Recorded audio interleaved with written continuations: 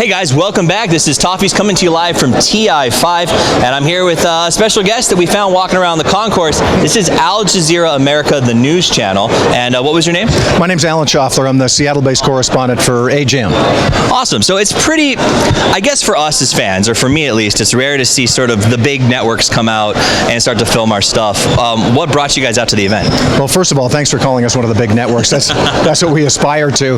You know, we've been hearing about this for a couple years, and I have a producer who's sort of more plugged in and more aware of the gaming community. Gotcha. And she just said, you know, we missed it last year. We've got to get out and see this thing. And she had a hard time convincing our bosses back in New York, where the sort of corporate mind is, that this is something worth covering. She said, no, we're talking 17, 18 million bucks at a prize pool.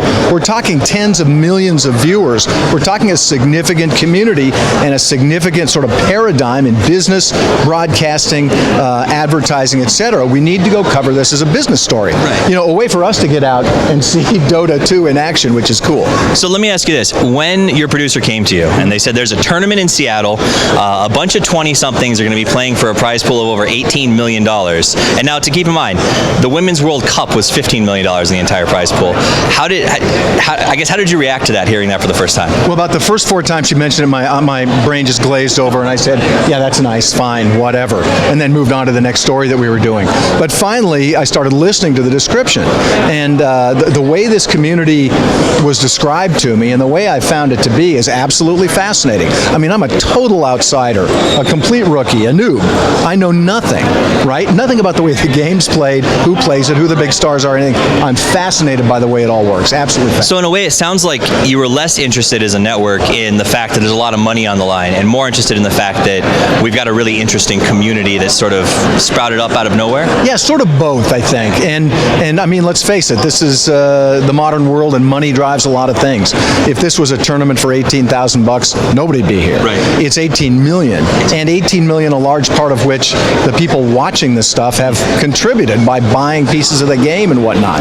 Absolutely fascinating, and I'm not sure there's a real corollary. There's a lot of similarities to other major professional sports. I'm not sure there is one for that. The fact that the people watching can contribute to the prize pool and make it more worthwhile for the pros to come out and play.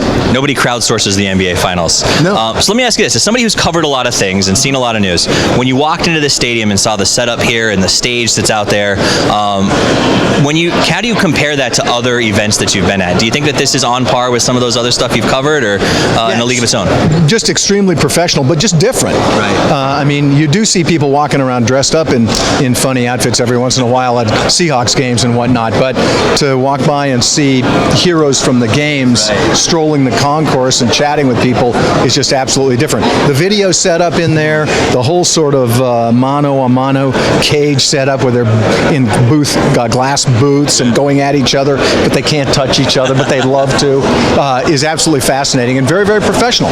Obviously, it's sometimes vulnerable, too, because you're talking about technology, which can break down, which people can break. Yep.